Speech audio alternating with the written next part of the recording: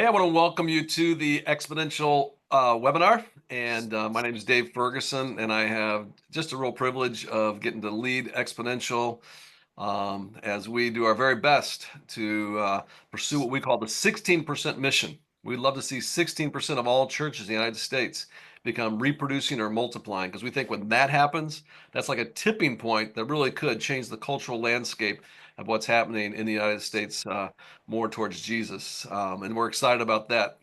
And one of the reasons we're excited about it is the guests that we have on here today who are going to be talking to us about how to make sure you're ready for the future. Um, they came together to collaborate on this book that's also a part of an Exponential Next imprint, Becoming a Future Ready Church. And the subtitle, Eight Shifts to Encourage and Empower the Next Generation of Leaders. And so we have three authors and a next generation leader here to discuss this. This is going to be a really terrific, I think, conversation.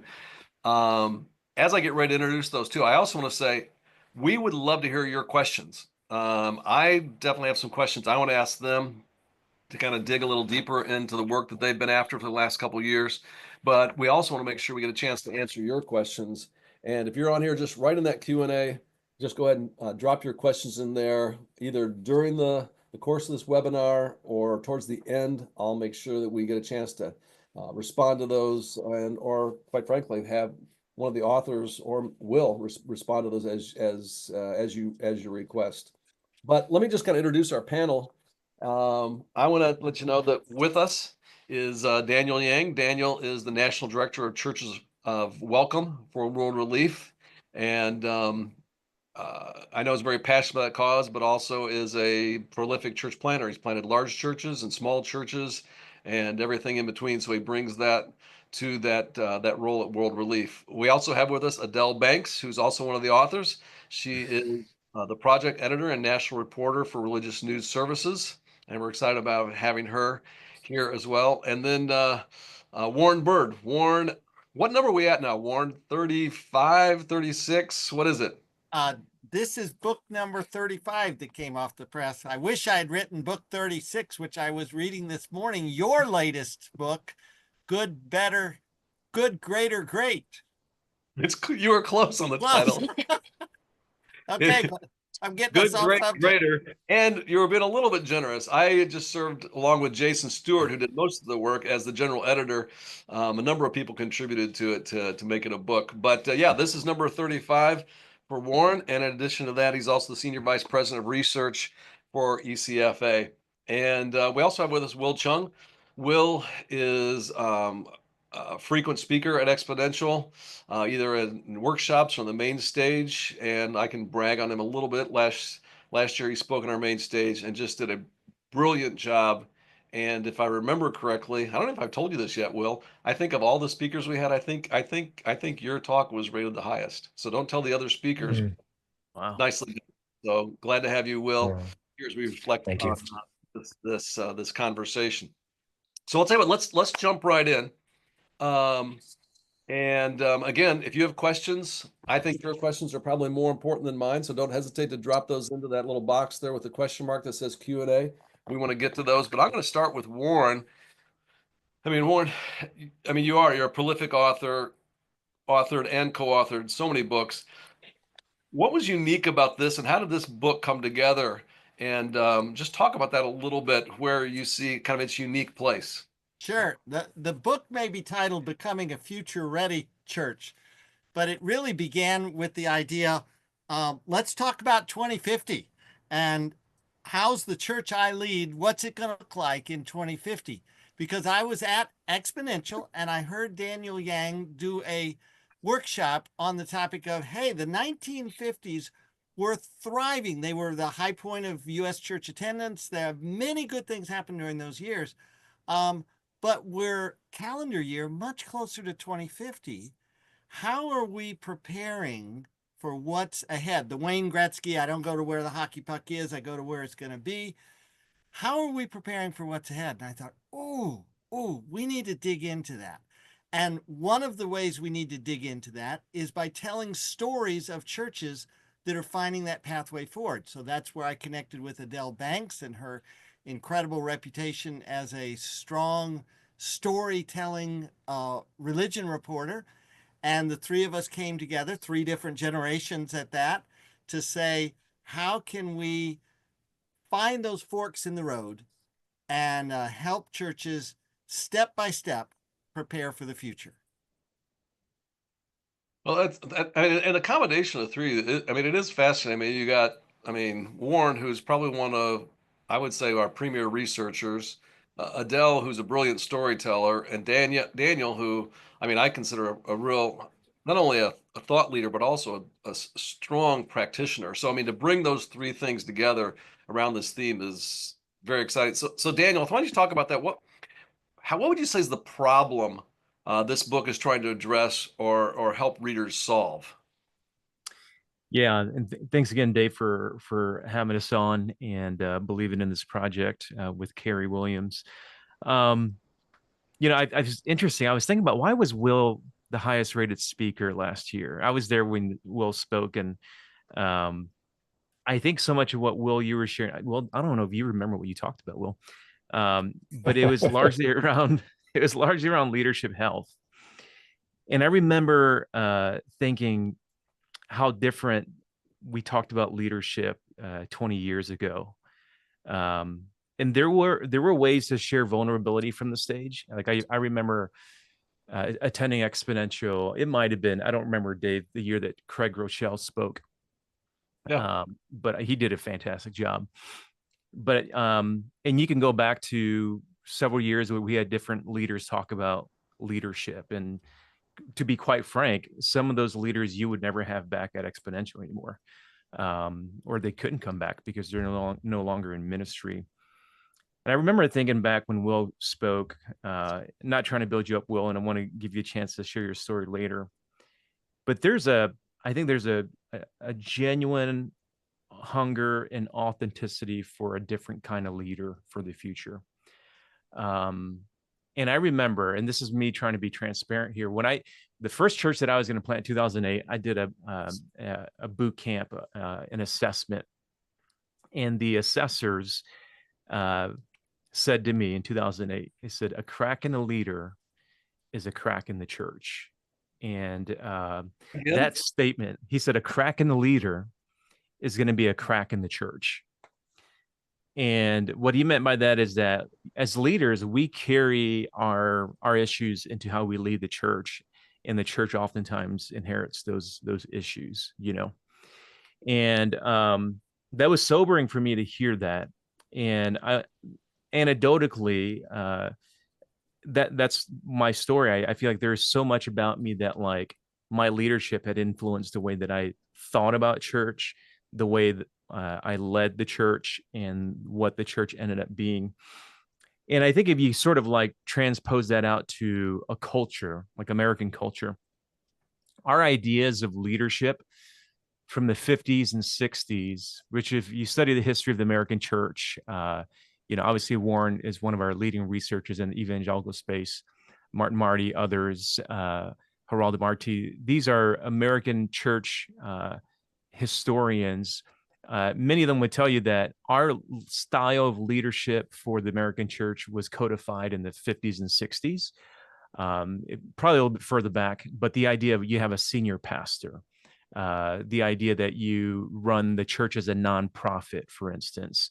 It's primarily an organization. Like, those ideas of what the church was codified into our American psyche, our institutions in the 1950s and 60s. 1954 is when church attendance was at its highest, according to Gallup, where 94% of Americans would have claimed that they went to church on a regular basis, if not weekly. 1954. So when we think about the Christian heyday of American Christianity, it's in the 1950s. Fast forward to 2021, for the first time in history, less than half of Americans identify with any kind of religious group. And so we have to ask ourselves, like, the leadership style in the churches that gave birth to those churches over the last generation and a half, 40 to 50 years, the culture that gave birth to that leadership style and to those kinds of churches, does it resonate with the next generation of emerging leaders and young people? there are certain principles that will always remain. Like, and this is not a knock on like a strong leadership or point leadership or directive leadership, but there was a way in which church leadership dictated how we did church and how we thought about ourselves as the church in American culture. Um, and we saw this with Xers, and we saw this with millennials, but it's a given now with Gen Zers. It's a given now that if you are a Christian, you're not on the winning team, the quote unquote winning team. And you have to be subversive in the way that you do evangelism, in that it's assumed that your organizations are trauma informed. It's assumed that you are actively working to get rid of, what others have said, toxic leadership. Those are the kinds of things that sort of are now becoming assumptions of the next generation of Christians and early leaders. And so I think that's sort of the framework for how we're thinking about this. And it's not something where you kind of go off in a silo and as millennial and Gen Xer and boomer leaders and just try to figure out how do we do this so that young leaders would step into it. The book was written with this idea that, no, this is a shared, co-created conversation. How do you have this conversation with Gen Zers in the next generation? And if we're not asking the right question, at least we can put the problem in front of them so that they can ask the more relevant questions. And that's largely how we developed the book. Wow, there's so many different paths I'd love to go down there. I'll tell you, I'm gonna resist the temptation though, but thank you for that, Daniel. I want to jump to Adelle so we can kind of dive into some of the content of the book, because there's a lot of great stuff here, and it is built around these 8 shifts. What if we did this, Adelle? What if you kind of gave us kind of a snapshot on those first 3 shifts and what you see there, and why those are so important, that that the leaders that are listening in here and the churches that are leading, they need to be aware that not only is this going to happen, it is happening. Just if you don't mind, I know there's a lot there in those first 3 shifts, but I'd like to have you deal with those. Sure. Thank you very much again for having us, Dave. We really appreciate it. And it's nice to be here with Will as well as my co-authors. So yes, I'll talk about the first 3 shifts, maybe more about one than the other 2, but because there's so many things to say about each of them potentially. So the first shift we're talking about is from attendance to attachment. And we're making sure that membership, that word, includes identity shaping relationships. We think it's kind of dated to say, how are we growing church membership and attendance? And it's better to say, how can you help more people develop healthy spiritual relationships in their complex lives? So, as we talked about, I was happy to do the storytelling that relates to each of the shifts. And I wrote a story in the book about Life.Church. When Life.Church began in the mid-1990s, it was in Edmond, Oklahoma. It had a tradition of asking members every year to commit to a covenant that indicated they would attend, give, serve the congregation, and participate in a small group. But as it grew and it became a multi-site church, its leaders decided to take a different ministry approach that moved away from traditional so-called membership. Bobby Grunewald, the church's pastor and innovation leader, said they wanted to focus on encouraging individual attenders to take the next step in their faith journey, especially as they focus on others. And that goal, they said, was to help people move from being consumers of church to contributors. So they'd be contributing through service, through giving, or through evangelism. And that notion of encouraging people to be contributors instead of just consumers reminded me of how American Express had this motto about membership has privileges. And I think some people have thought, oh, I've got privileges because I'm going to this church. And we're encouraging churches to instead help those who are in their midst to think about what they can give as churchgoers. So not just to the church, but to the community. And we sum that up in the church by saying, we see the future of church membership becoming more about spaces of belonging and identity formation and less about a list of activities and religious commitments. So part of that sense of belonging to make people who may be non-Christians feel more welcome are some of the things that you could see at Life.Church. It has a practice that at each service at one of its locations, its local pastors will introduce themselves every week, not assume everybody knows everyone. And first timers are told not to worry about putting a donation in the offering bucket. And so those kinds of things may make people feel a bit more comfortable. And the main preacher may ask members in the Life.Church online community to type their sermon responses in the chat. So that's something that can be encouraged no matter how large or small a church is, or how big or small its online audience is. So I'll move on to the second shift, which Yeah, is, can I jump in there? I want to ask you sure, that because sure. that's fascinating too. I mean, because you talk about a attendance to attachment. Well, one of the things I hear you say, particularly from Life Church, there is that by encouraging contribution, okay, actually encouraging serving, okay, that actually is what creates the attachment. Am I right about that? Yeah, yeah. Instead of people just thinking they can come and sit in their pew or seat, however the church is made up these days with their furniture, it's what can they give? What can they do? And it's not just giving out of their pocket as far as money. It might be a community service. It might be helping someone who's sick. It might be taking groceries to somebody in the church who is broke their leg and can't get out. It can be lots of different things, but the idea is to think of yourself as being contributing to this community rather than just taking from it.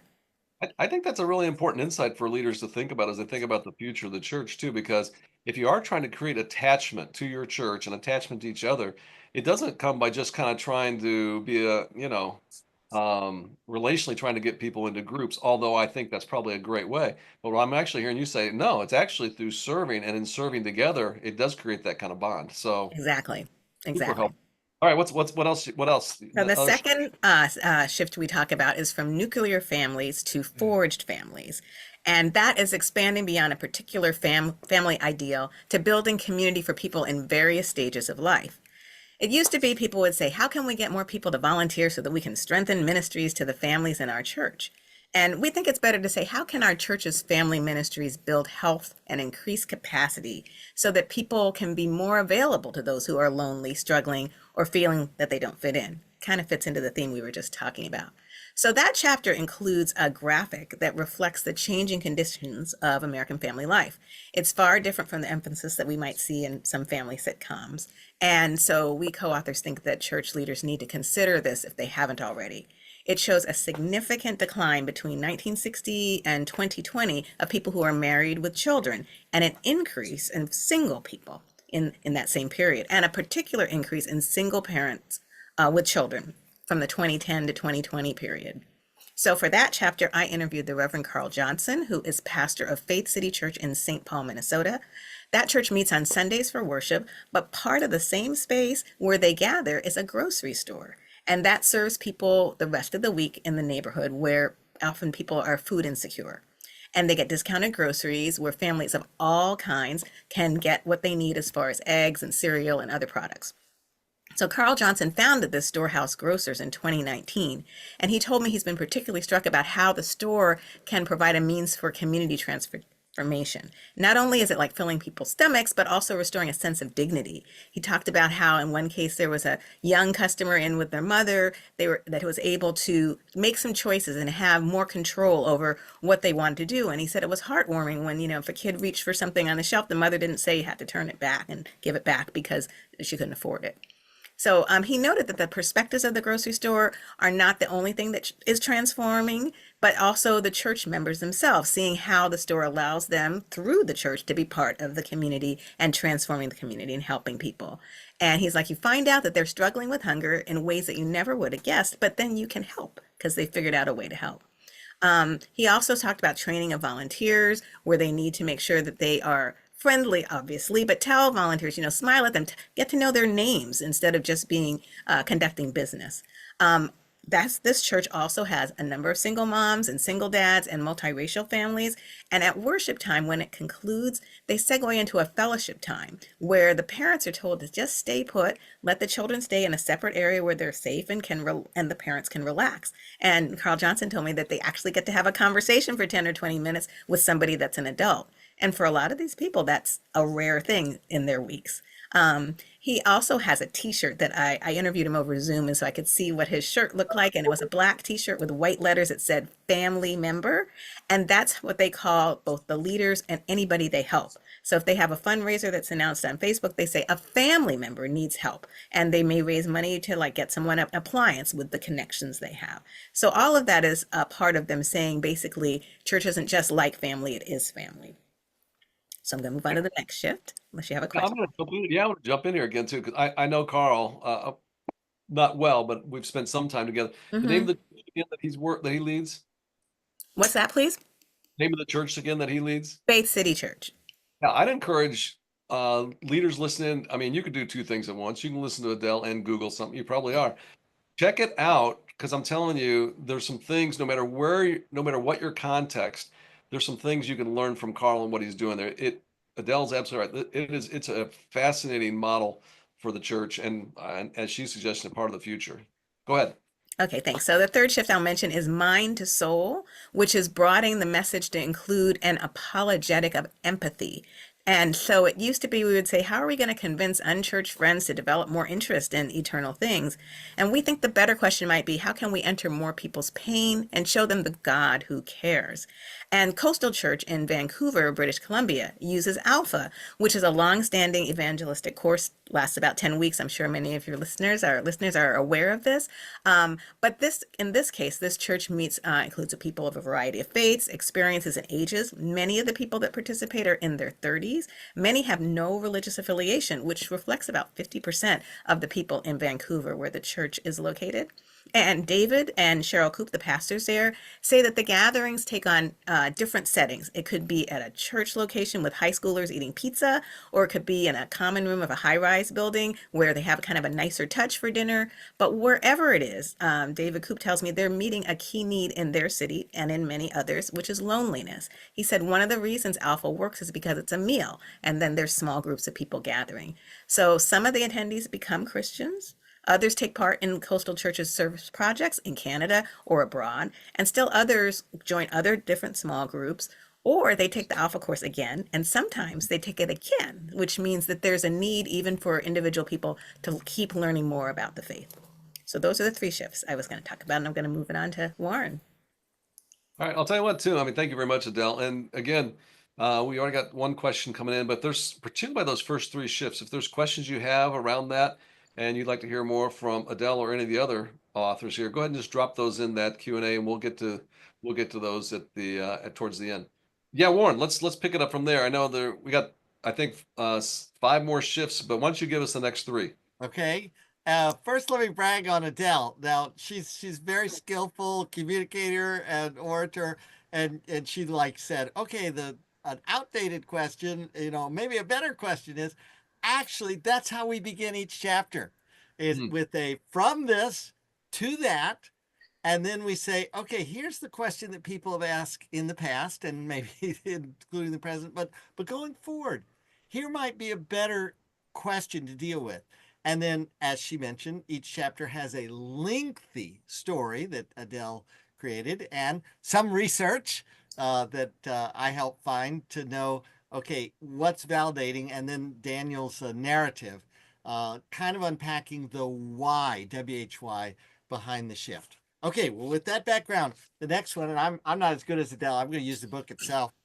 From Church Refugees to Church as Refuge. And the subtitle there being Why True Hospitality is Essential for Congregations to Thrive. And the idea is, it used to be that homogeneity just, at least we thought, happened naturally because the people were alike and maybe had a lot in common and voted alike.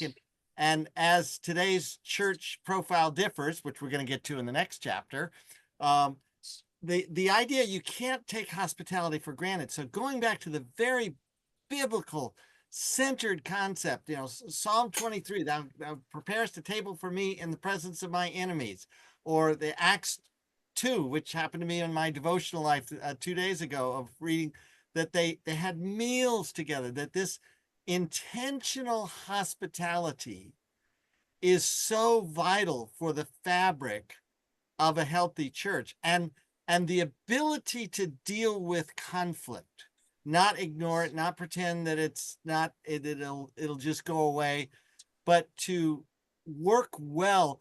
The healthiest churches, according to the research in that chapter, are the ones that address conflict well and in a healthy way.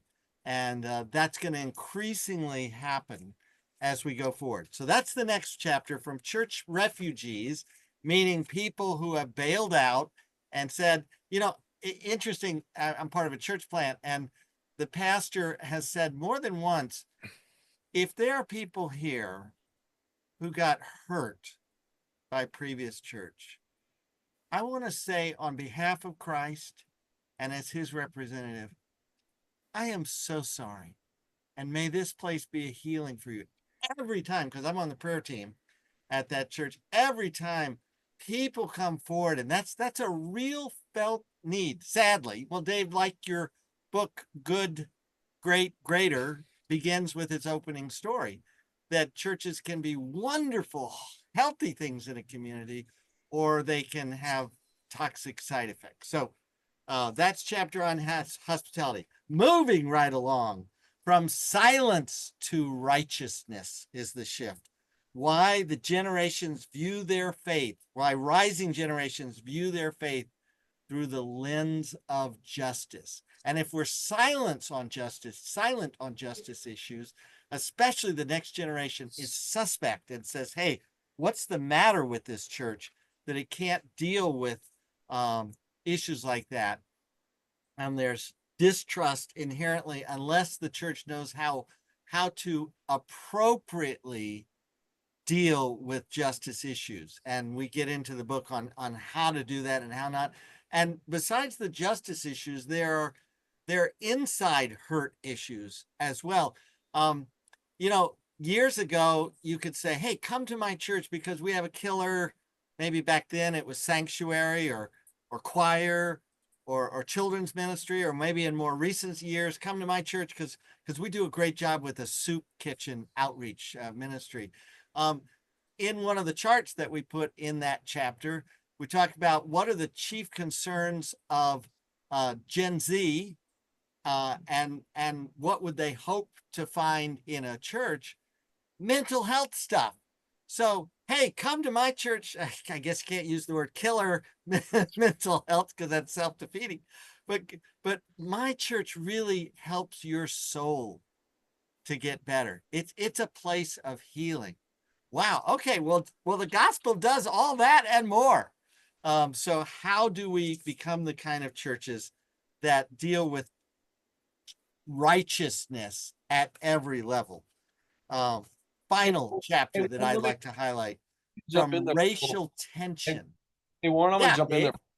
there. Like, and Mel gave us a couple of good examples. Like she talked about Carl and what he Yeah. was doing.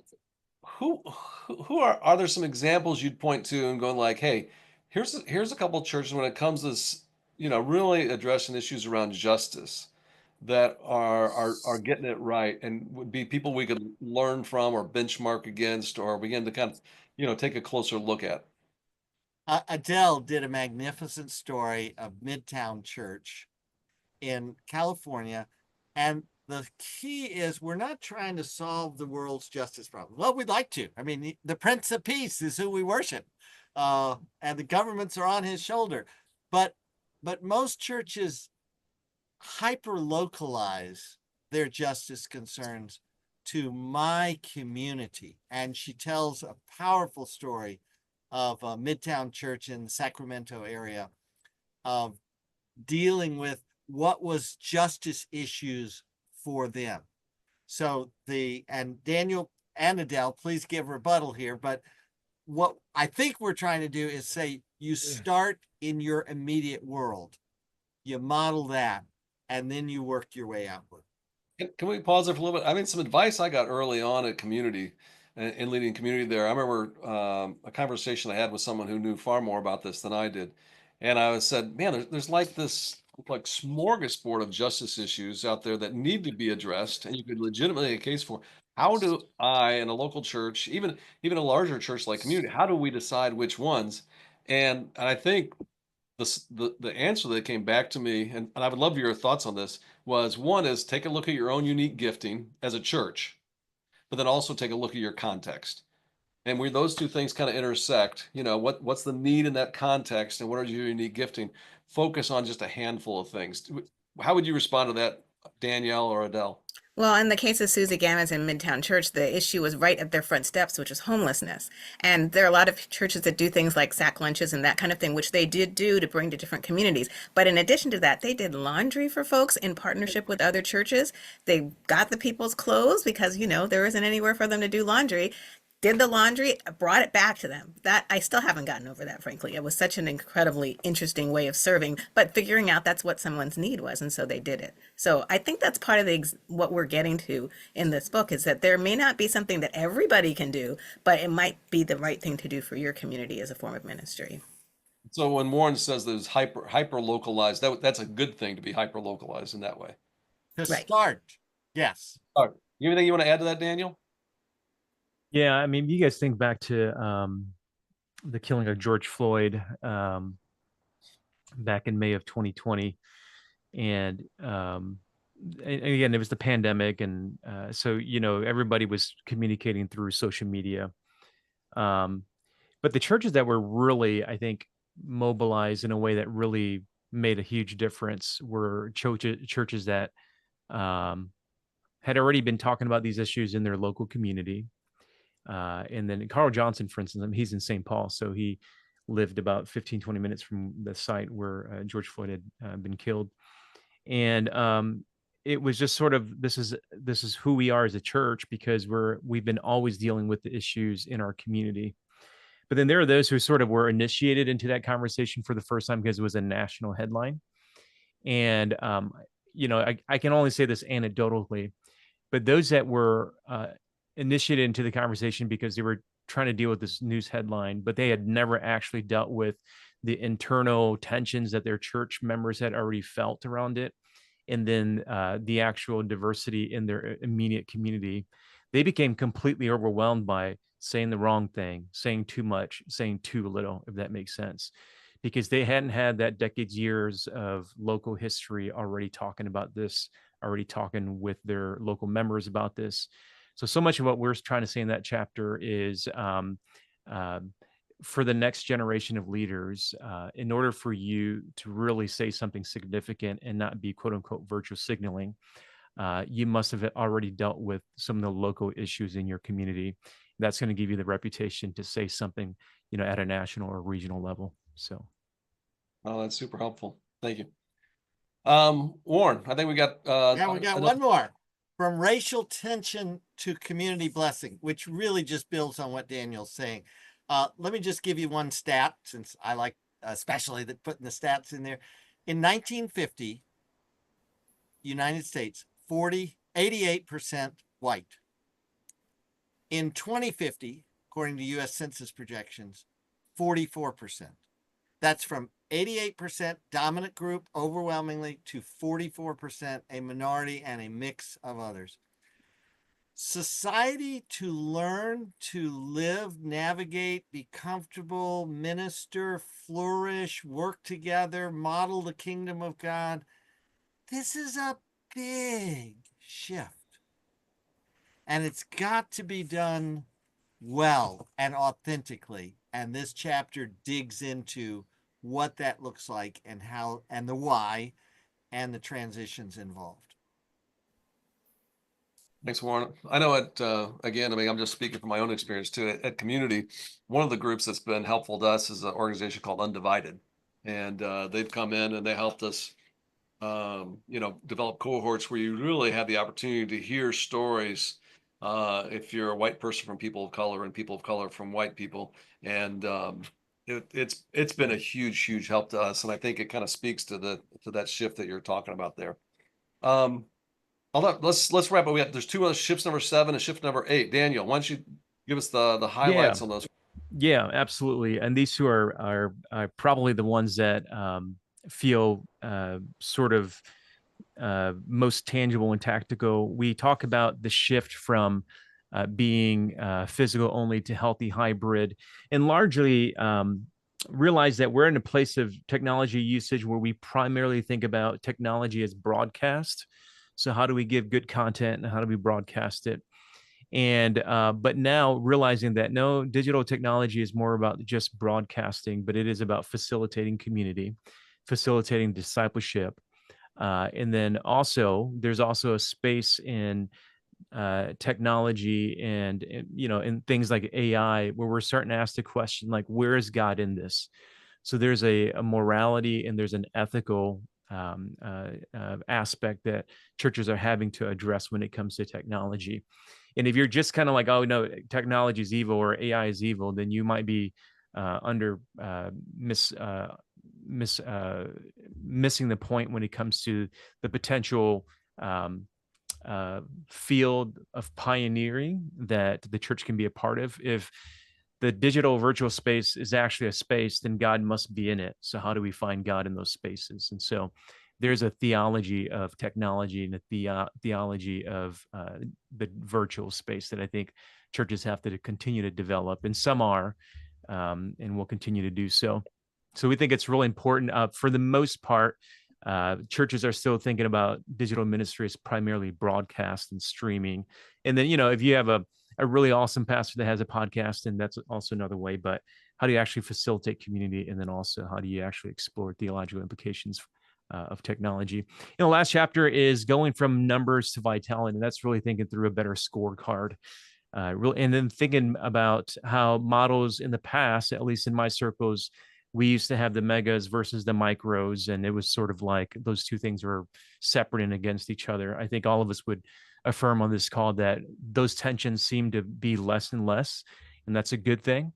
And so the multimodal means of the church is really important. Multi-site, multi-ethnic,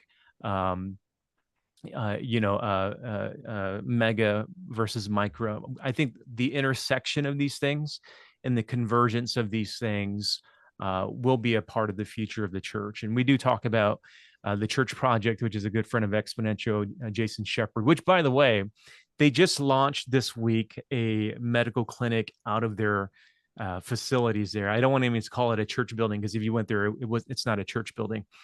But they launched a medical facility for their community that offers full service. And so that's them, again, thinking outside of the box. Like, we want to be known for more than just large gatherings. We want to be embedded into the community. And so that's really an innovation of their part. They're changing the scorecard of what it means for their model of a church to be effective in the community. So vitality is a really important part of how we think about the future of the church.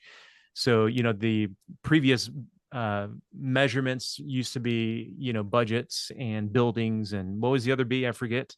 Butts in the pew. There you go. But we also talked about the fourth B. And so what does it mean for the church to be beautiful?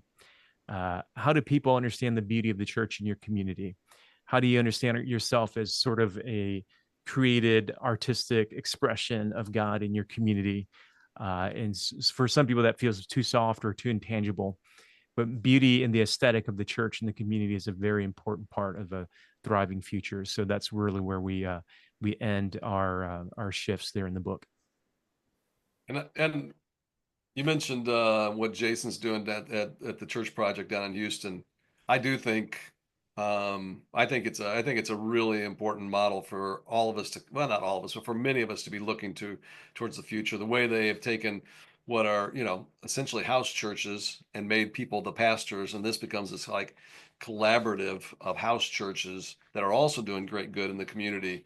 If you haven't checked out what they're doing, and you're interested in this topic and who shouldn't be interested in the future, I think that's one of the places we ought to really pay close attention to. I'll tell you, Will, I want to pull you into this conversation. You planted Beloved Church. How many years ago was it? About 3 years. We celebrated 3 years this past October.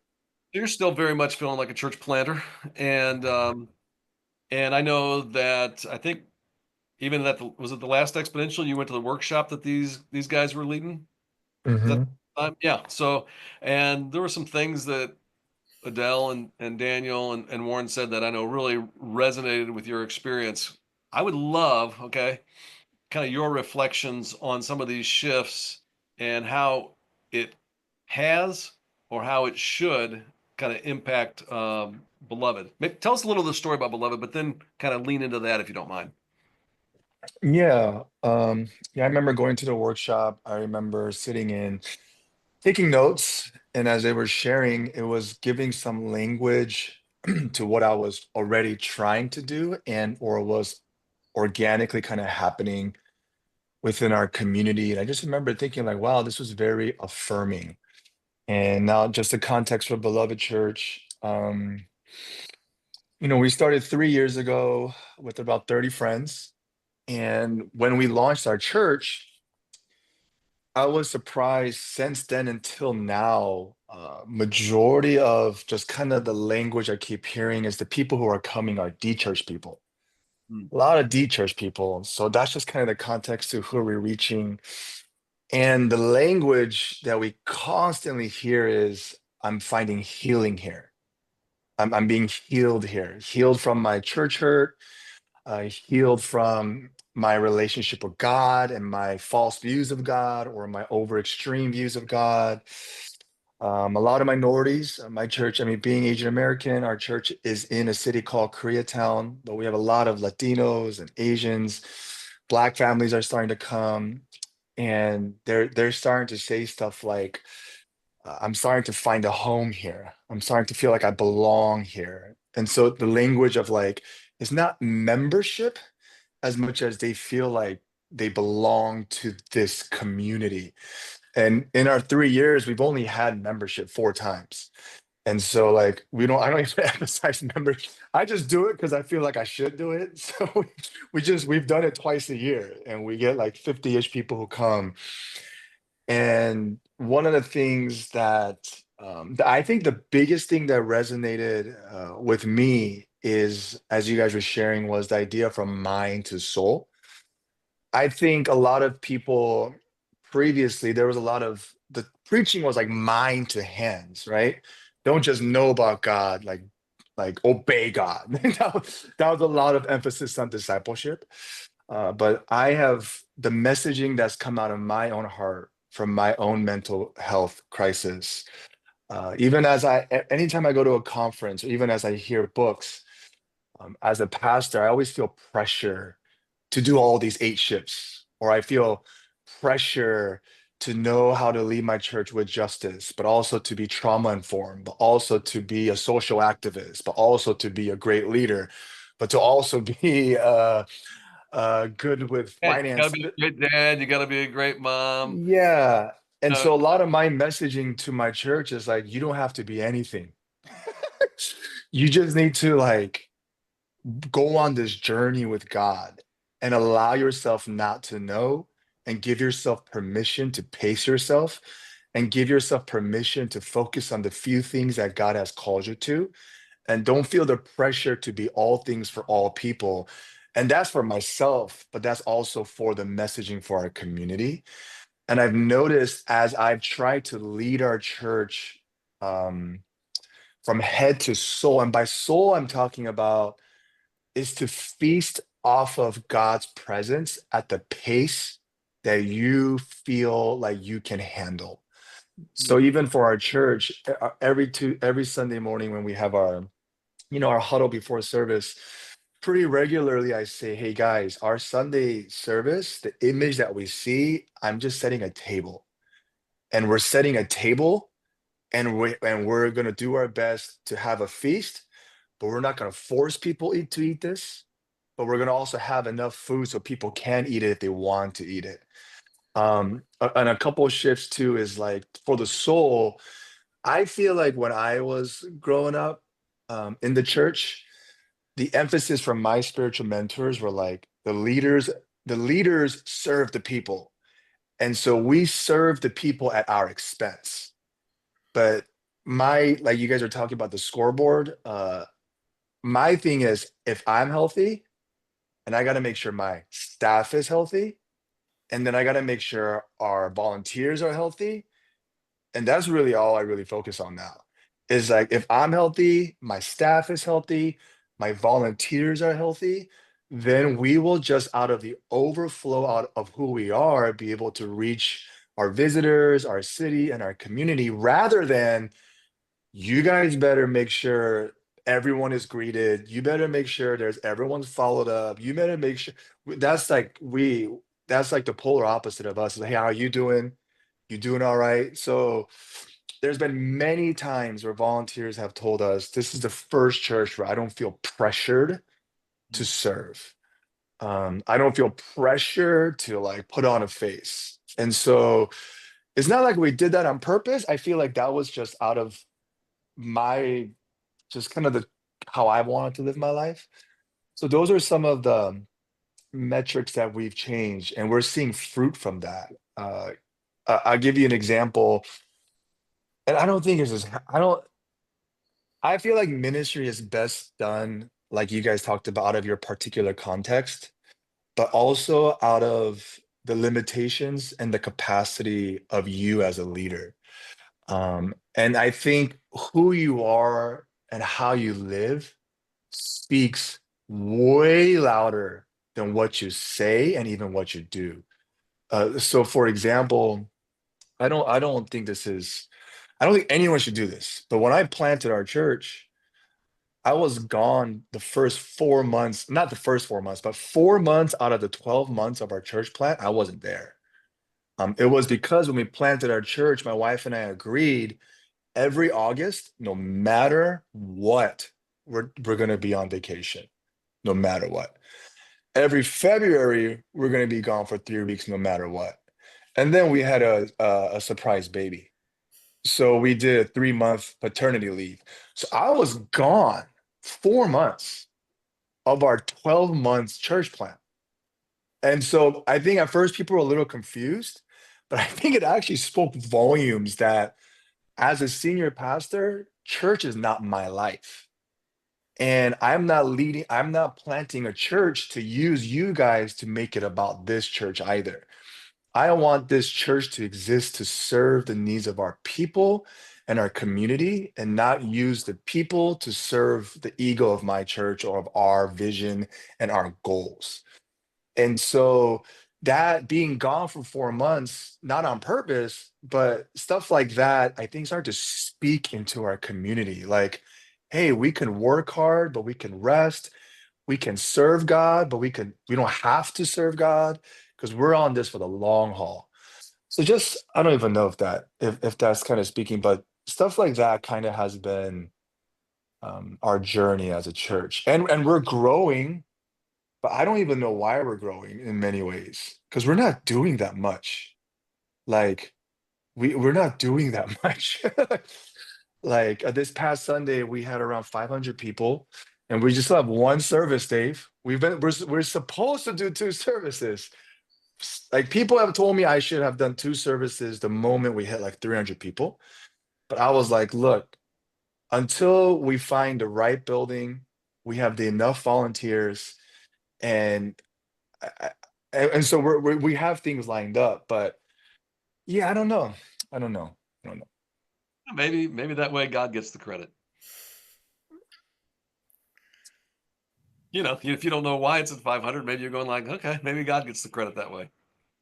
Yeah, and the last thing I'll say is I think because I'm reaching a lot of millennials, so a couple of things that come to my mind is I forget who first said this, but I heard someone say boomers spoke truth without love.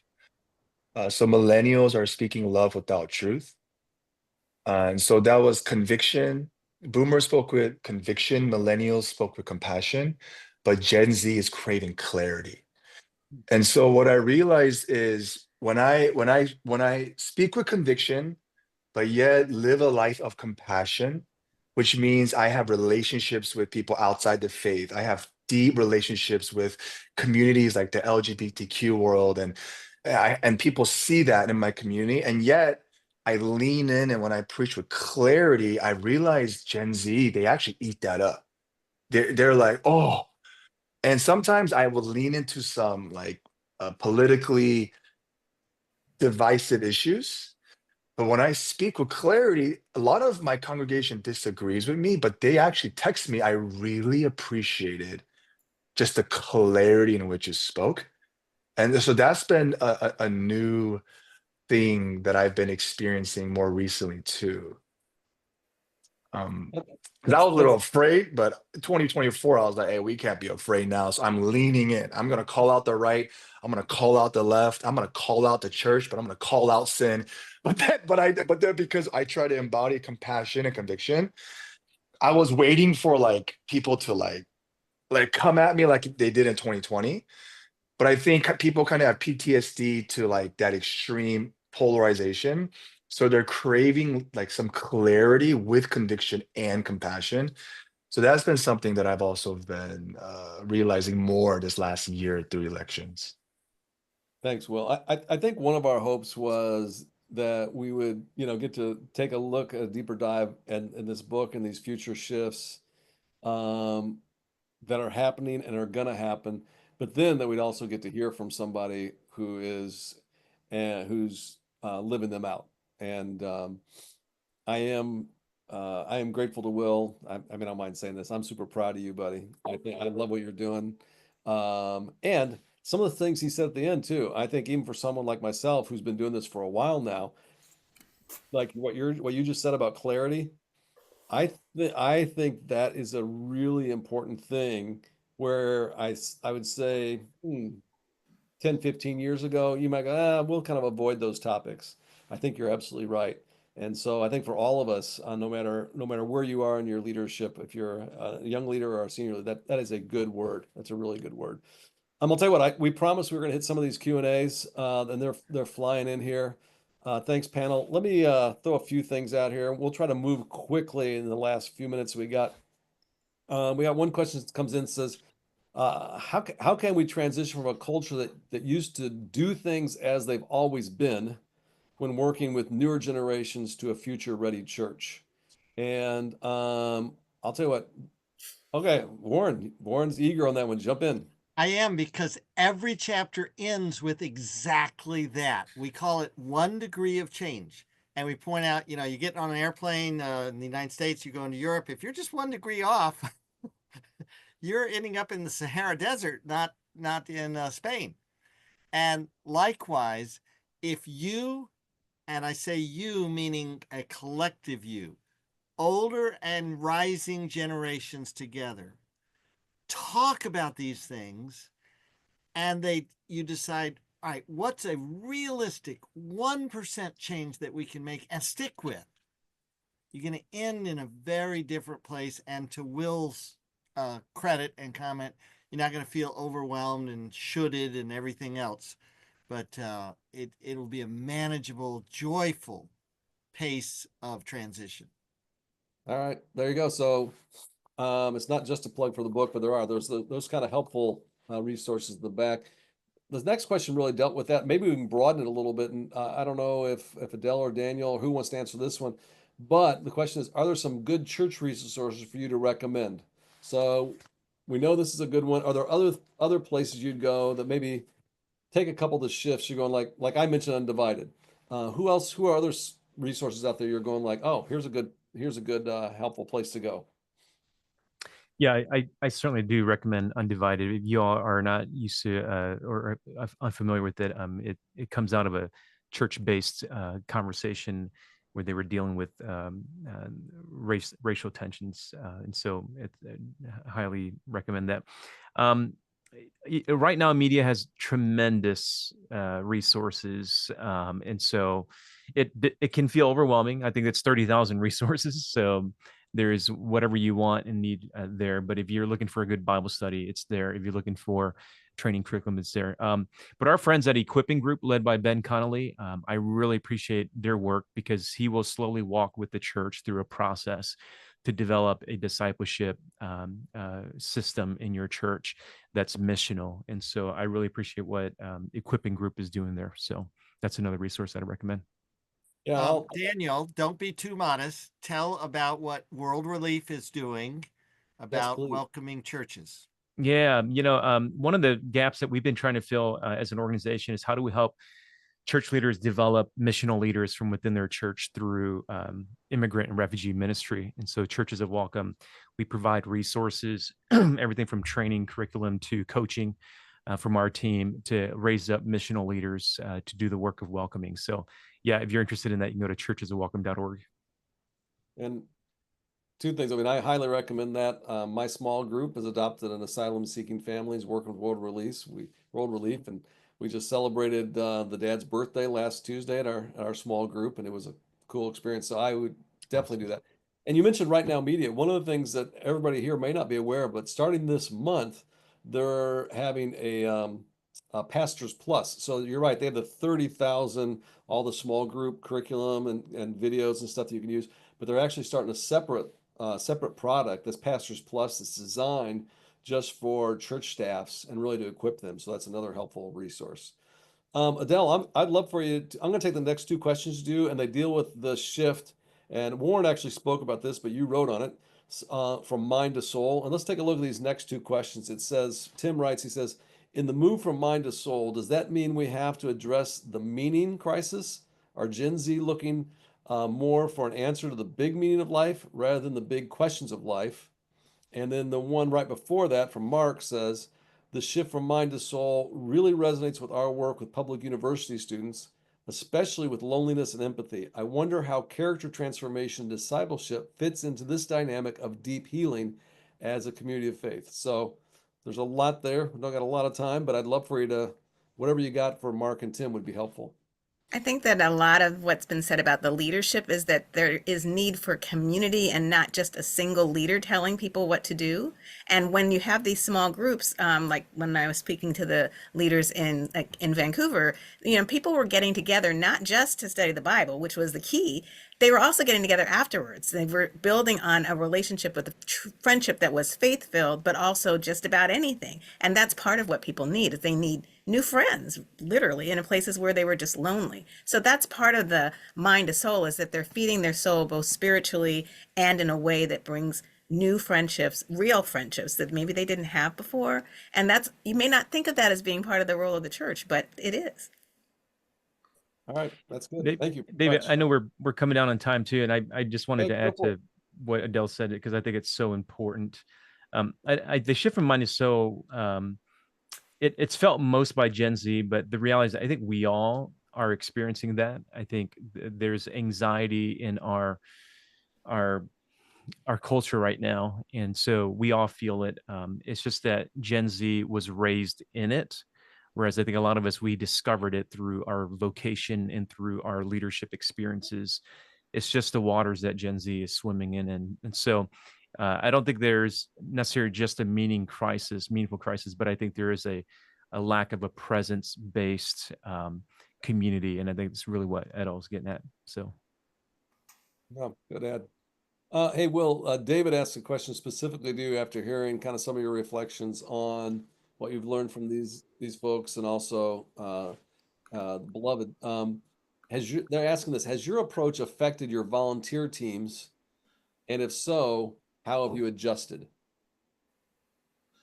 I'm not sure what he means by that, but I think the way has my approach affected our Has volunteers your approach team? affected your volunteer teams? And if so, how have you adjusted?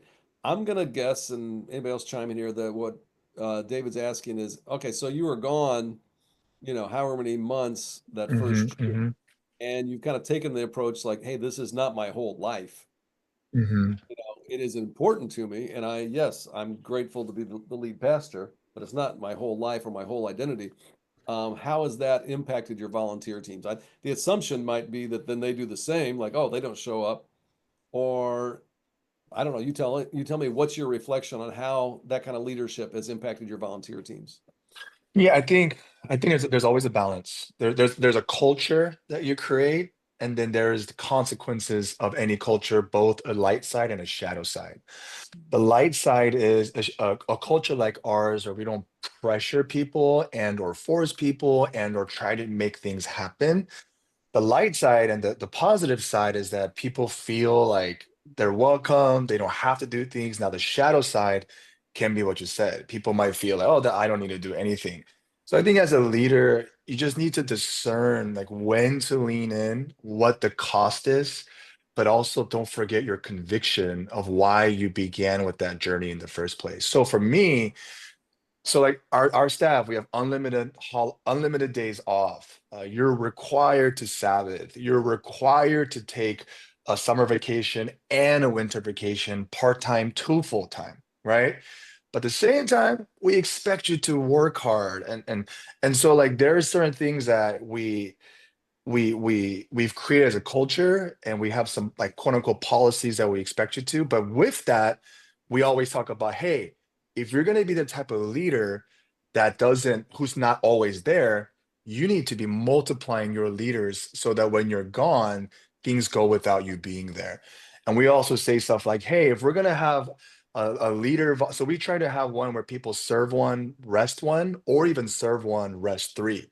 Then we're like, then if that's the case, so for example, at our church, on average, we're averaging around 4 to 450, but we have around 200 people who volunteer at our church. So it's like we need to keep that type of culture where we're multiplying volunteers and leaders so that they can serve, but so that you can rest. So it's like a, like a seesaw. uh, if that answers the question. No, I think it does, because I mean, I got some feedback from Dave. That's exactly what he was looking for. So thanks. I'll tell you what, we're right at the hour here. This has been rich. Thank you, thank you, thank you, thank you, panel. Thank you, Will. But before we jump, I would like maybe Warren, you could be the spokesperson for this. If participants, people are listening in here, are wanting to take the next steps based on the insights from the webinar, what would you challenge them with? Well, the book on page 200 summarizes all the trends. And that's a great way to kind of get the overview and say, all right, where should we start? Chapters are not sequential. So you and your team of younger and older, of rising leaders and existing leaders, can sit down at any point and say, what looks most interesting? Let's prayerfully explore that one, talk about it. And there's no timeline. So if it's a short talk or if it's a series of talks, but remember that 1% change that's really durable will make the difference. And then very selfishly, if you say, I want to read this book, or I've read it and it's helped me, if you would do an Amazon review, even just to say, I'm looking forward to this book, that uses algorithms from Amazon to get it in front of even more people. All right, very good. Thank you. And I also want to let you know, Exponential family, that the Exponential Global Conference that's in Orlando, the third week of March, it really way back in August, it sold out. But one of the cool things is we do have a digital ticket, and the digital ticket's going to be $79. You can get you can get everything virtually. And I just told today that the first 500 of those is going to be for $49. And so the first 500 of those will be $49. And if you got a whole group of people that are wanting to watch it together, I'm sure if you get a hold of me or Terry Saliba, we'll work on a deal. We'll make it happen for you, because we want as many people as we possibly can to be exposed to it. All right. Adelle, thank you very much. Daniel, it's always a pleasure. Warren, love you. And Will, thanks for what you're doing. Keep up the great work. All right. See you Thank later. you. Thanks, Thanks, Dave. everybody. Thanks, Exponential. you. Blessings to you.